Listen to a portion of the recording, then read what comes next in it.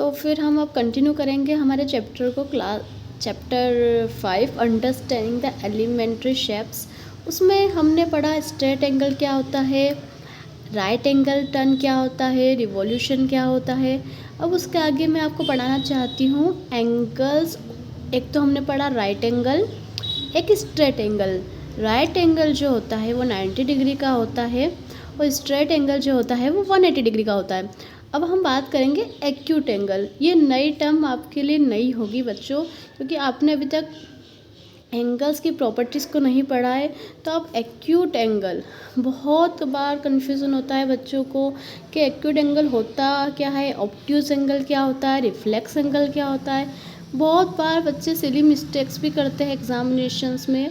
तो मैं आपको बताना चाहती हूँ, एक टर्म हमेशा याद रखिए, एक्यूट एंगल। जैसे हमारी बुक को हमने थोड़े से पेज के साथ खोला, या आप वो भी आपने देखा हो जब आप खेलने जाते हैं प्लेग्राउंड में, तो आपने सीसो देखा होगा।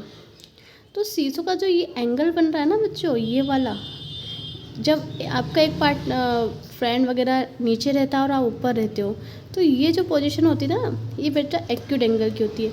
तो मैं आपको एक्सप्लेन करना चाहती हूँ। आप बुक में भी रेफरेंस देख सकते हैं, पर मैं अपनी लैंग्वेज में आपको समझाना चाहती हूँ इजी लैंग्वेज में, कि एक्यूट एंगल वो होता है जो राइट एंगल जो 90 डिग्री का होता है उससे छोटा होता है। एक्यूट एंगल हमेशा 90 डिग्री से छोटा होता है बच्चों। ये बात हमेशा ध्यान रखो, कि बस यही लाइन याद रखो कि एक्यूट एंगल हमेशा 90 डिग्री, या फिर आप जो अभी आपको टर्म मैंने बताई है, एक्यूट एंगल हमेशा राइट एंगल से छोटा होता है, उसे कहते हैं एक्यूट एंगल। फिर हम आगे बढ़ते हैं बच्चों। फिर सेकंड टर्म आपकी बुक में दे रखी है ऑब्ट्यूज एंगल। ऑब्ट्यूज एंगल, अब आपको इसको ऑब्ट्यूज एंगल ये होता है बेटा, देखो हमेशा याद रखना, ऑब्ट्यूज एंगल वो एंगल होता है बच्चों जो राइट एंगल 90 डिग्री से बिगर होता है।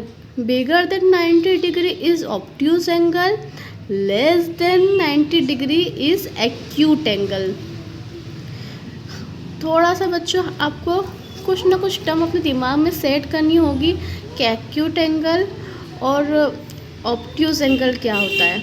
और एक टर्म मैं आपको और बताती हूँ कि ऑब्ट्यूज एंगल हमेशा स्ट्रेट एंगल से छोटा होता है। देखो मैंने आपको एग्जांपल देती हूँ, जैसे 100 डिग्री ये एक ऑब्ट्यूज एंगल है, 91 डिग्री भी ऑब्ट्यूज एंगल है। भले ये 90 डिग्री से 1 डिग्री ही बड़ा है, पर ये होगा ऑब्ट्यूज एंगल। ऑब्ट्यूज एंगल पर हमेशा 180 डिग्री से छोटा होगा। स्ट्रेट एंगल जो 180 डिग्री का होता है, राइट एंगल 90 डिग्री का होता है। Acute angle always less than 90 degree होता है।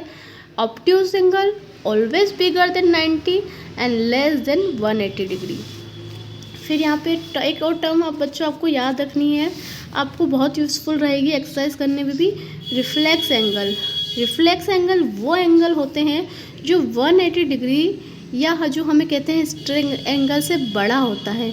तो मैं आपको डायग्राम के थ्रू फिर से रेफरेंस देती हूँ। देखो बच्चों, ये है राइट एंगल, इसकी डिग्री होती है 90 डिग्री, जो स्ट्रेट होता है। फिर आता है स्ट्रेट एंगल जो एक लाइन की तरह दिखता है, उसे कहते हैं हम स्ट्रेट एंगल। Straight angle. अब बारी आई ऑब्ट्यूज एंगल की। ऑब्ट्यूज एंगल स्ट्रेट एंगल से छोटा, राइट एंगल से बड़ा। अब बारी आती है एक्यूट एंगल की, वो 90 डिग्री से हमेशा छोटा होता है, और रिफ्लेक्स एंगल हमेशा 180 डिग्री से बड़ा होता है। आई होप बच्चों आपने मेरी वीडियो को केयरफुली सुना होगा, और आप 2-3 बार इसको सुनेंगे तो आप कभी भी ये ना भूलेंगे कि acute angle, obtuse angle, reflex angle क्या होते हैं। थैंक यू बच्चों, please subscribe to my channel.